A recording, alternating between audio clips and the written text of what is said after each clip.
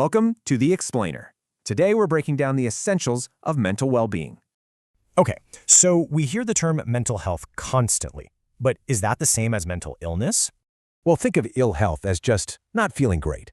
An illness, though, is an active medical condition. Right, so it's not just about not being sick. The WHO says it's about actively thriving in life.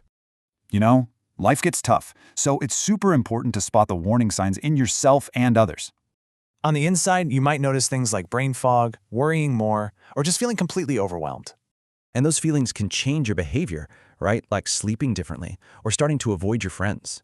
But what's really fascinating is that your brain has these built-in tools to handle stress automatically. Freud called them defense mechanisms, and you've probably used some of these without even realizing it.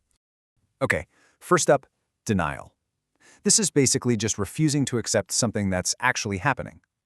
Then you've got displacement. Ever get mad at work but take it out on traffic instead? That's it. And rationalization. That's our brain making up a perfectly good excuse for something we did, even if it's not true. Reaction formation is a weird one. It's when you act the total opposite of how you really truly feel. And sublimation is actually pretty healthy. It's turning that negative energy into something productive, like exercise. So those are our internal tools. But what about all the external stuff, like frustration and conflict? Yeah, frustration.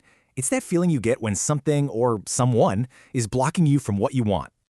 And conflict is just a flat-out disagreement. It can be with other people or even inside your own head.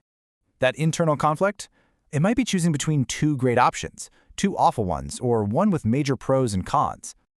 Okay, so knowing all this, how can we actually manage our mental well-being and get mentally stronger?